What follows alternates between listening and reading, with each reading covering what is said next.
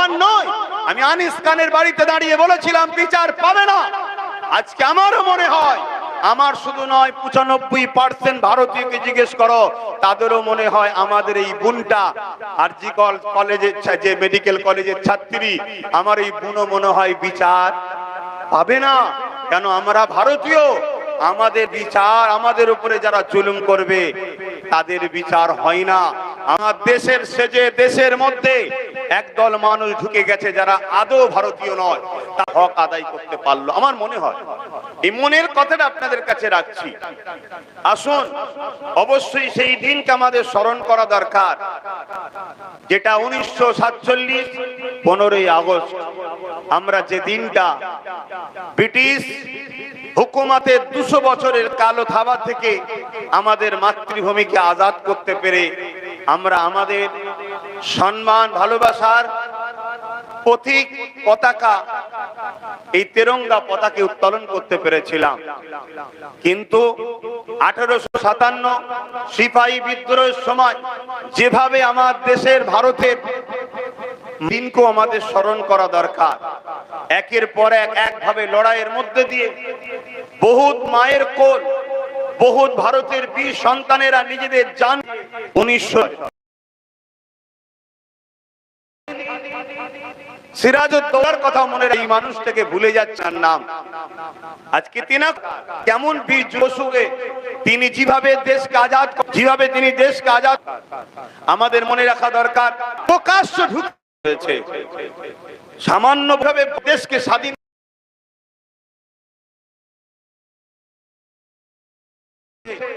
কখন বাংলা আছে, ভারত আছে, ভারতবর্ষ রাজ্যকে অঙ্গরাজ্যকে দেওয়া দরকার।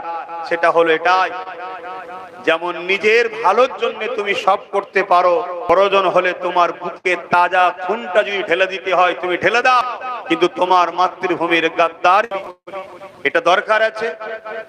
আজকের আমাদের আরেকটা প্রোগ্রাম আছে, নিশ্চয়ই আপনারা জানেন, কি তো ছাত্রছাত্রীদের যারা আছে তাদেরকে সংবর্ধনা এই মহান দিনে আমরা দিয়ে থাকি, সেটাও আমাদের এখন হতে চলবে। আমি আর লম্বা করছি না, কথা বাড়াচ্ছি না। আমার কথাতে কেউ যদি আঘাত পান, আমি কিন্তু আঘাত দিবার জন্য কাউকে কথা বলিনি। আমার বলার উদ্দেশ্য, আমার দেশ যেন কোনো এক জায়গায় আবার ধ্বংসের দিকে যাচ্ছে।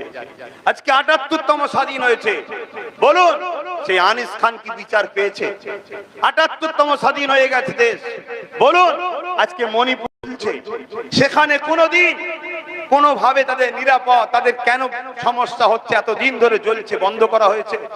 আজকে আমার দেশের কিছু মিডিয়া বা কিছু মানুষ উপার বাংলায় কি হচ্ছে সেটা নিয়ে বড় নাচানাচি করছে, আর আমার দেশে বিভিন্ন জায়গায় জাতপাতের ভিত্তিতে বিভিন্ন স্লোগান দিয়ে মানুষকে পিটিয়ে পিটিয়ে হত্যা করে আমার দেশকে বিভাজনের দিকে নিয়ে যাচ্ছে। এ নিয়ে কখনো প্রতিবাদ হয়?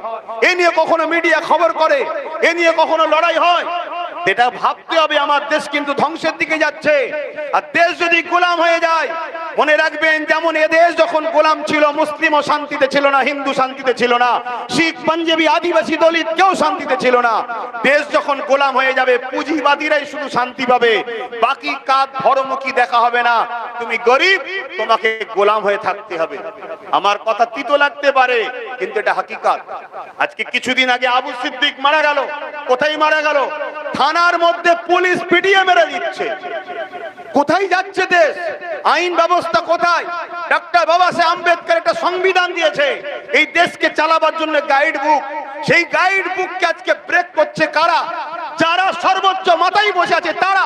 সাধারণ নাগরিকরা ব্রেক করে নেই, তারা যত মর্যাদা দিচ্ছে সংবিধানকে, কিন্তু সংবিধানকে তাকে তুলে রেখে শিকল দিয়ে বন্দী করে রাখছে কারা? যাদের উচিত সংবিধানকে লাইনে চালানো তারাই। এর জন্য দোষী তারা, যেমন তার থেকে বড় দোষী ভারতের নাগরিক আমরা। আমরা সেই গাফলতির জন্য, আমরা দায়িত্ব কাঁধ থেকে ঝেড়ে ফেলে দিবার জন্য, আমাদের এই অবজ্ঞার জন্য আজকে কিন্তু আমার দেশের সংবিধানের কালো দিন হচ্ছে। আমার দেশের সংবিধানকে ধ্বংস করে দেওয়া হচ্ছে। কয়েকদিন আগে আরজি কলেজের একজন ছাত্রী, সে ভবিষ্যৎ তার কি ছিল? তার বড় স্বপ্ন, আমি ডাক্তার ডাক্তার হব, আমি লেডি ডাক্তার হয়ে মায়েদের চিকিৎসা করব, পরিবেশ কি বলে বাবাদের চিকিৎসা করব, ভারতীয়দের চিকিৎসা করব। আজকে সেই বোনটা স্বপ্ন চুরমার হলো। শুধু চুরমার নয়, কিছু দরিন্দা তাদেরকে ছিঁড়ে টুকরো টুকরো করেছে, তার ইজ্জত আবরুকে লণ্ঠন করেছে। আজও কোনো বিচার হচ্ছে? এ বিচার হবার নয়। আমি আনিস খানের বাড়িতে দাঁড়িয়ে বলেছিলাম বিচার পাবে না। আজকে আমারও মনে হয়, আমার শুধু নয় 95% ভারতীয়কে জিজ্ঞেস করো, তাদেরও মনে হয় আমাদের এই বোনটা আরজি কলেজের যে মেডিকেল কলেজের ছাত্রী, আমার এই বোনও মনে হয় বিচার পাবে না। কেন? আমরা ভারতীয়, আমাদের বিচার, আমাদের উপরে যারা জুলুম করবে তাদের বিচার হয় না। আমার দেশের সেজে দেশের মধ্যে একদল মানুষ ঢুকে গেছে যারা আদৌ ভারতীয় নয়। তাদের মধ্যে ভারতের প্রেম ভালোবাসা কিছুই নাই। ভারতীয় তো সেই ব্যক্তিটা যে প্রতিটা কদম ফেলার আগে, কাজ করার আগে সংবিধানকে প্রাধান্য দেবে। যে সংবিধানকে মানে না সে কখনো ভারতীয় হতে পারে না। কেন? আমার দেশের মূল হলো সংবিধান। সে যত বড় লাটসাহেব হোক আর যেই হোক, কোন ধর্ম থেকে বিলং করছো ওটা আমার জানার প্রশ্ন নয়। তুমি যদি ভারতীয় হও, তোমার মূল কথা হবে আমার দেশের সংবিধান। আমি গর্বিত, আমার ইসলাম, আমার ধর্ম আমাকে শিখিয়েছে, তাই বুক থেকে বলতে পারছি আমরা যারা সংবিধানকে মানি না তারা ভারতীয় হতে পারে না। কিন্তু আজকে এই জায়গাগুলো আমাদের খেয়াল করা দরকার। আজকে কিছু কিছু বক্তা বক্তব্য দিচ্ছে, এমন উস্কানিমূলক বক্তব্য দিচ্ছে, আমার ভারতের বা আমার বাংলার শান্তির যে ভৌগোলিক পরিস্থিতি আছে এটাকে শান্ত করতে চাইছে।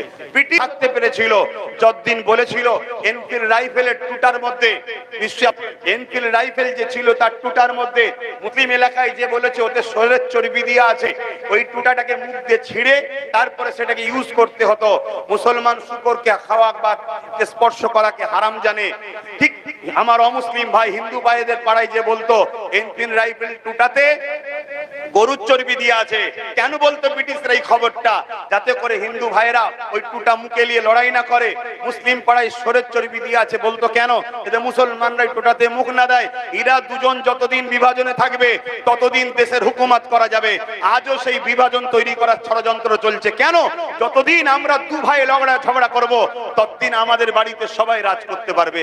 এই জায়গায় আমাদের দু ভাইকে ভাবা দরকার যে আমার দেশটা ধ্বংস যাচ্ছে। আর যখন বিপদে পড়বো, দেখুন দিনকে দিন তো আমরা দু ভাইয়েরাই তো ধ্বংস হচ্ছি, গরিব হচ্ছি আমরা। তো ভাই কথা বলতে গেলে অনেক সময় লাগে, সেদিকে আমি আর যাচ্ছি না। আমি সংক্ষেপ করছি, আপনাদের কাছে অনুরোধ করব এই মহান দিনটায় আসুন আমাদের যার যেখানে যেভাবে ক্ষমতা আছে, যেভাবে প্রচারের মাধ্যম আছে, আমরা একে অপরকে প্রচার করি আমার দেশের সার্বভৌমত্বকে নিরাপদে রাখার জন্য। আমার দেশবাসী যারা সম্প্রীতিতে ভ্রাতৃত্বে বসবাস করতে পারি তার জন্য একে অপরের মেসেজ ছড়ান। এই আশা রেখে এই স্বাধীনতা দিবস 15ই আগস্ট এই দিন আমাদের জন্য খুশি এনেছে, আনন্দ এনেছে। আমাদের বাচ্চার জন্য খুশি আনন্দ যেন যুগ যুগ ধরে আনে, এটা বলেই আমি